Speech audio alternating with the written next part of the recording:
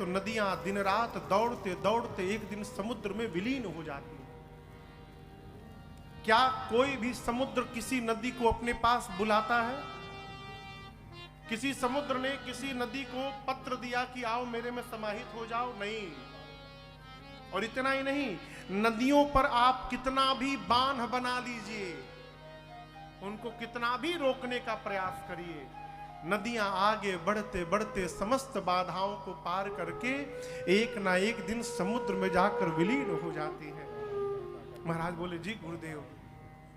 गुरुजी ने कहा, महाराज ठीक उसी प्रकार जिस मनुष्य के जीवन में धर्म रहता है, उस मनुष्य के जीवन में सुख संपत्ति रूपी नदी अपने आप एक दिन चली आती है, उसको बुलाना नहीं पड़ता। धर्म होगा तो सुख आएगा। और यहां समझिएगा, संसार का समस्त साधन एकत्रित करने के बाद हम सुखी हो जाएंगे, भ्रम से बाहर रहिएगा। जीवन में सुख साधन से नहीं आता माई बाप, जीवन में सुख साधना से आता है। जीवन में सुख धर्माचरण से आता है। थोड़ी कड़वी बात है, निवेदन करना चाहूंगा आपसे, किसी को बुरी लगे तो क्षमा करिएगा।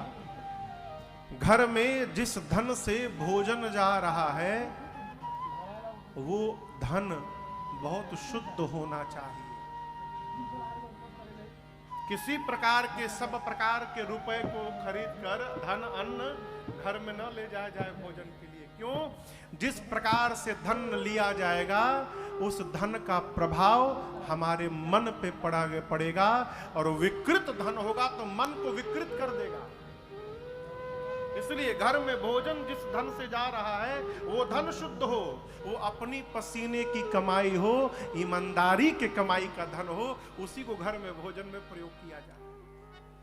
ये जो कब मन बिगड़ जाएगा हो, कोई भरोसा नहीं साहब है। प्रयास किया जाए जीवन में धर्म रहे। धर्म होगा तो सब कुछ भी न होने के बाद हम आनंद में रहेंगे। धर्म है तो कुछ भी नहीं होगा तो आनंद रहेगा, और यदि धर्म नहीं है तो सब कुछ होने के बाद भी जीवन में आनंद होने वाला नहीं है।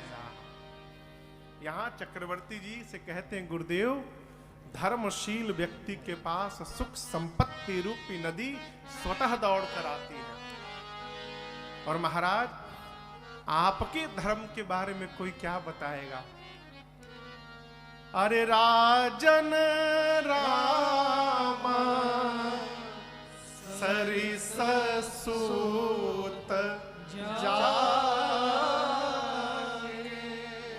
तुमते अधिक पुण्य बड़ कागे, तुमते अधिक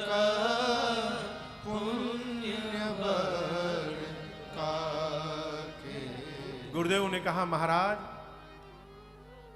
आपके घर में साक्षात ब्रह्म ने अवतार लिया है। राजन राम सरिस सुत जाके, राम जैसा संतान जिसके पास है, कहिए पूरे धरती पर आज आपसे अधिक पुण्यशाली कौन है महाराज है? और एक बात कहूं, जैसे आप हैं वैसी आपकी देवी कौशल्या जी है। आप दोनों ने गुरु की सेवा की, आप दोनों ने संत की सेवा की, आप दोनों ने भक्तों की सेवा की। महाराज, आप दोनों ने गौओं की सेवा की। ये मंगल का दिन आपके जीवन में नहीं आएगा तो किसके जीवन में आएगा महाराज? ये केवल आपके जीवन का परिणाम है, आपके धर्म का परिणाम है।